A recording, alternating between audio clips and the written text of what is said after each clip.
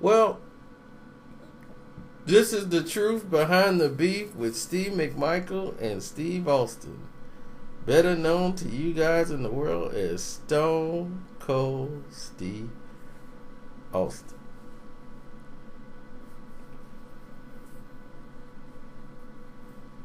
Now, going into this, there was a lot of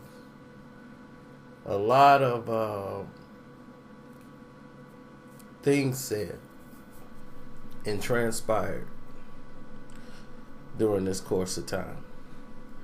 When McMichael was playing for the Chicago Bears, the Bears was the biggest thing in the world.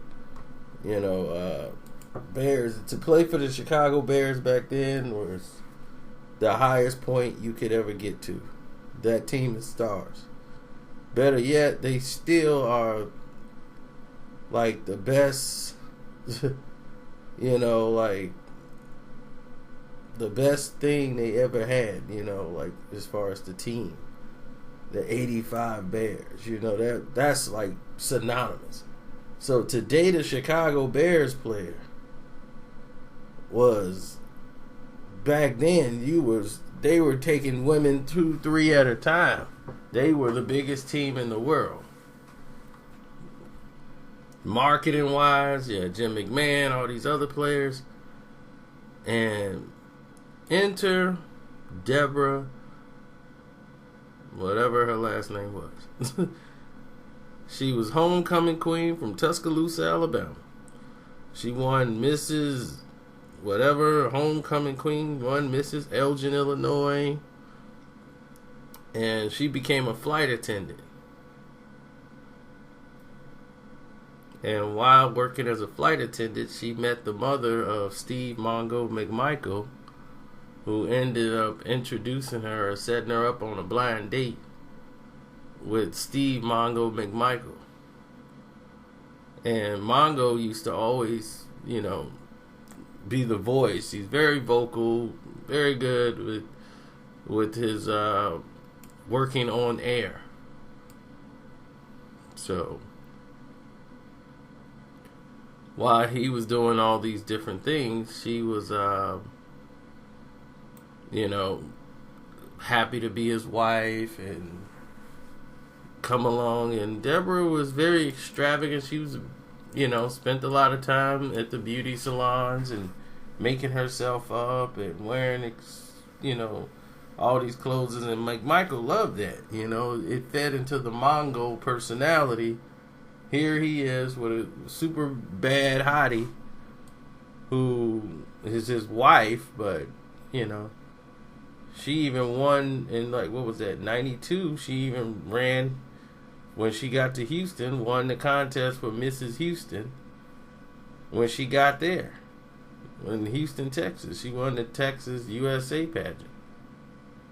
And she competed in Mrs. USA, whatever, in the Nationals, and she was doing her thing while he was out doing his, playing football. But as the fame started to die down and his football career was coming to an end, he started spending more time back in Austin, Texas, where they stayed. And that's where, mainly he's from. So he stayed out there, and he was going to play for Houston, play for the Houston Oilers at the time, and go over there and play if they couldn't come up with anything for him. So at this point,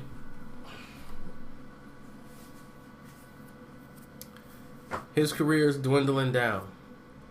They're going into professional wrestling. That's what he tells. He's got an offer on the table. Watching the show he used to do on NBC here in Chicago, WCW had an event here. And they watched the news. And to see Mongo McMichael after the games making fun of Mark Giangreco on NBC every night, that was like up there with SportsCenter. Everybody in Chicago was watching that show. He'd be smacking him upside the head. His personality was that of a wrestler. And Bischoff saw an opportunity. So once they decided to move away from Steve McMichaels, because they considered him to be too lewd, he was offered a contract when he was done playing from Bischoff, like to come to professional wrestling. Because back then they were looking for the next big thing, and wrestling was all about getting names. So once in 1995 they went over to professional wrestling. He told Deborah, and she was thinking, this is some sewer gutter thing. Oh my God, wrestling. And she decided when she got over there and saw how Nitro was, Monday Night Nitro, all the lights, the electricity, she was like, oh my God, this is like performance. Like, I'm on the stage. So she talked herself into being part of the act. And they say, well, we'll bring your wife Deborah in as your manager. And then she ended up becoming Queen Deborah. And what she's known in wrestling as is cat fighting. You know, that's the type of fighting she does, and that's what the managers do, like Miss Elizabeth. And if they get into anything, it'll be what they call cat fighting, when they're just swinging and all this stuff. She didn't really do any moves. So this was her profession. Now wrestlers, even though they, work for different companies, they meet each other.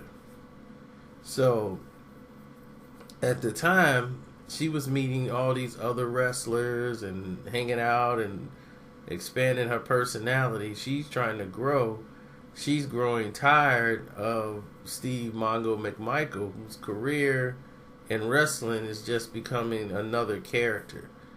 And once she see him like dwindling down, because first he was a member of the Four Horsemen, then he started to just dwindle. She was networking and people were coming after her, with much bigger names. And she ran into another guy named Steve. Yeah, let me get another beer. Hey, who's that hottie down there? There's Steve Mongo McMichaels' wife, Deborah. So she's just like, well, we're going through a rough patch. And that's how she pretty much promoted herself when she met Steve Austin. That she was still married. But they were going through a rough time and was headed towards divorce. She wanted to let that be known. But at the time, she had already caught the attention of a super smart wrestler by the name of Jeff Jarrett. Jeff Jarrett was very smart, very, very intelligent when it came to business sense, and was telling her what she needed to do to transition for her career. Yep, that's JEFFJARRETT. That's double J, Jeff Jarrett. So Jeff Jarrett was talking to her about actually making the switch from WCW and coming to WWF, which is now WWE. But that was the person that was talking about her doing that. But she was also flirting with Stone Cold Steve Austin. Now, at this point, Stone Cold was becoming the biggest thing in the world.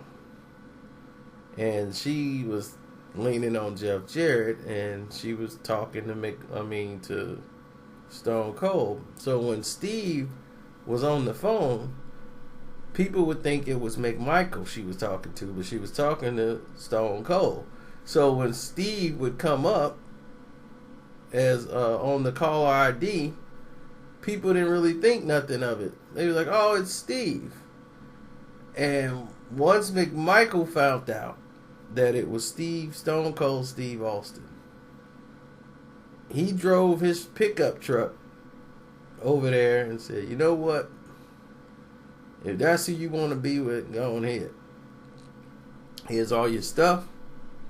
Because I'm tired of fighting with you. You're staying up late. You're causing all this fight. You're spending all this money. And we don't have it. So she was tired at this point of living foot to mouth. She's not used to this type of living. And she's feeling, I'm bringing in more money than you. I got a chance for a career. So when she found out she was messing with Jeff Jarrett, and she went to Stone Cold Steve Austin first and confronted Stone Cold. Allegedly, Stone Cold denied having anything to do with her in front of his face. And Mongo says, I want you to shake my hand on it like a man. Because if I ever find out anything else, I know for a fact you shook my hand, looked me in my eye, and told me you had nothing to do with my wife. And he's like, I have nothing to do with that, man. I don't do that stuff, man. I got my own problems. So he said, okay. A month later, the divorce was imminent. And they filed for divorce in 1998, I believe.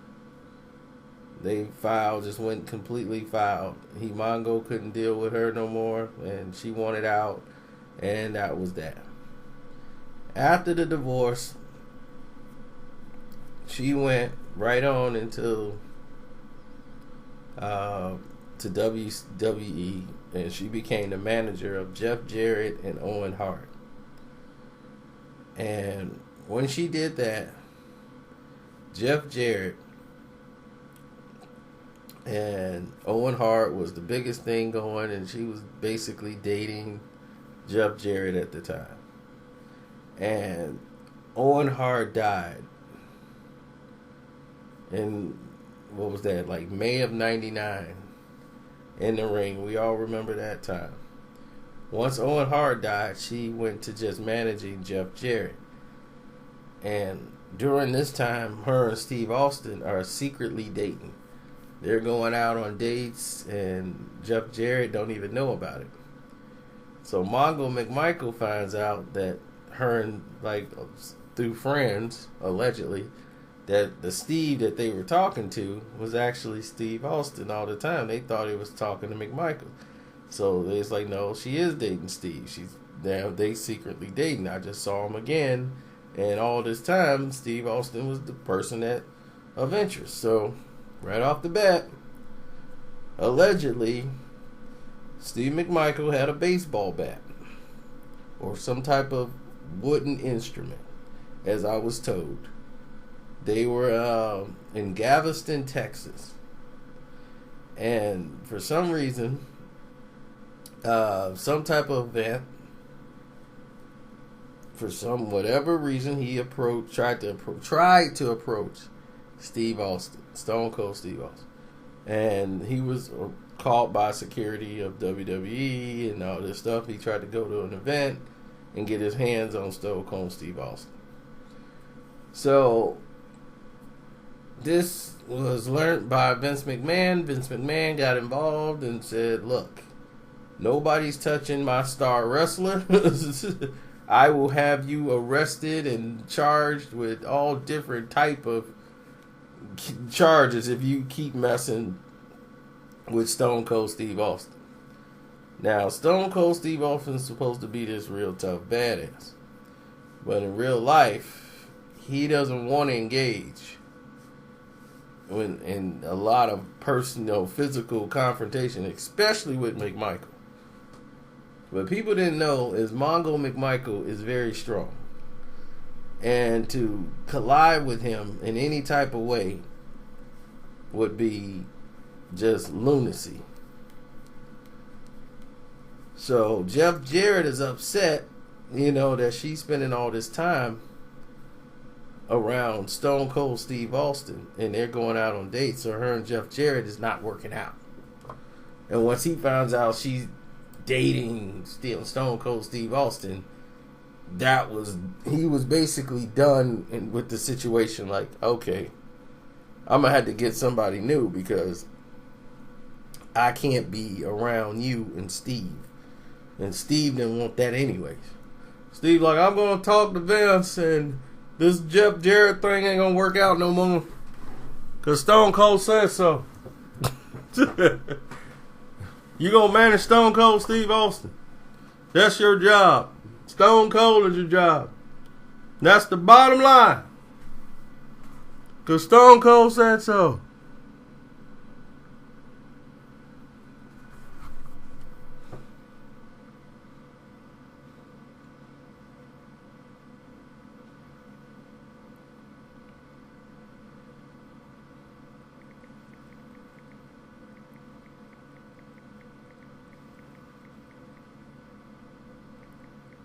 Sorry, gotta send a text. So anyway, after this, she moves on and goes into a whole frenzy where Mongo McMichaels runs into her, and then they spoke for a little bit, and she was like, "Yeah, I'm dating Steve," and he told her like, "Yep, you were a fool," and yada yada yada.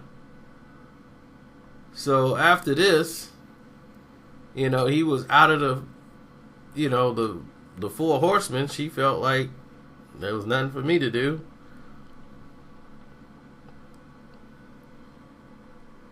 And they had their little peaceful transition. She didn't tell Steve Austin. Next thing you know, they got married, and like less than 6 months after being married to Stone Cold Steve Austin, that's when he became really possessive of Deborah. He didn't want anybody around her. He didn't want none of the wrestlers talking to her. China, ended up becoming one of her close friends while she was there. Other the wrestlers, they didn't really like her because she was, just Stone Cold's girl. So China began showing her moves in the ring, to try to make her a serious wrestler, but she was, they just wanted her to just basically catfight. And that was that. Then they have an argument because Austin's drinking. He's doing, he's on roids and all this other stuff, and allegedly. And things are getting escalated. And then he pops her in the mouth. And that's when things started to go downhill. And he accused her of partying with people and doing coke all night. You're out there doing coke. I'm out here at home. I send you home for the weekend, and you're out here doing coke with your friends? Huh? That's what you want to do? Huh? That's the bottom line. No more hanging out. You're going to stay in this house and you're going to clean it up. Be a wife. And that's the bottom line. Because Stone Cold said so.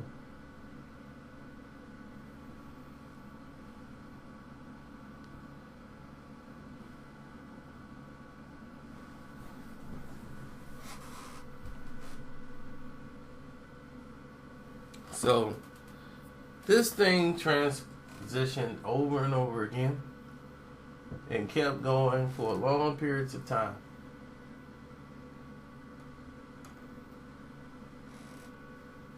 Meaning that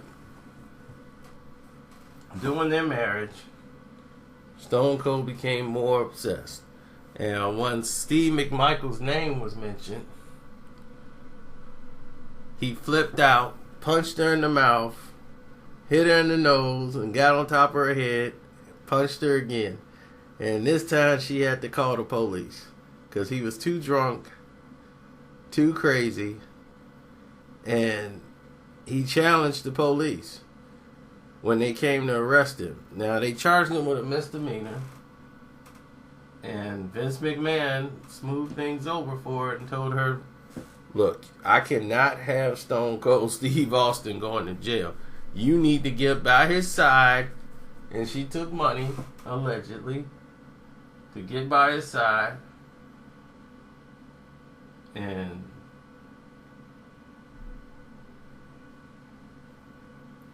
take up for him.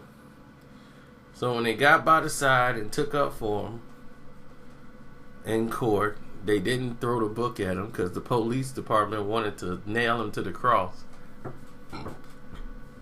After this, they were basically, that was it. You know, McMichaels supposedly flattened his tires one time. They claimed that he had a flat tire. Stone Cold blamed him and kept trying to get him fired from wrestling and have him barred from events. He didn't want McMichaels nowhere near him. He was terrified of Steve Mongo McMichaels. And McMichaels was like, I'm not even after this guy. Deborah's his headache now. So after 2002, after being married for about 3 years of just verbal abuse and all kind of stuff he was going through, they tried counseling, you know, and that didn't work. They got a divorce. And WWE at the time, which is now the WWF at that time, they accused her and all the other wrestlers as for character witnesses. They accused her of being this gold digger. Oh, she's such a gold digger. She's out for the cash, out for the money. So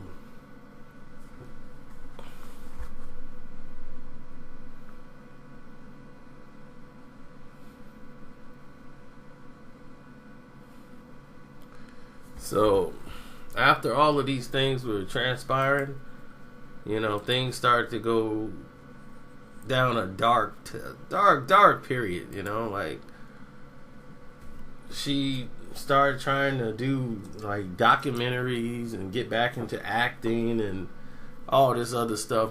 Mongo McMichael went on to broadcast wrestling, started coaching like little league football and, you know, and getting on with his career. But him and Stone Cold Steve Austin has never spoke again. And if they ever see each other again, I don't know how it would go. But Mondo don't really have a problem with him no more. It's the paranoia of him, you know, believing Mongo would kill him if they were around each other. Stone Cold was a real piece of work. And this is just the beginning of it. I'm out.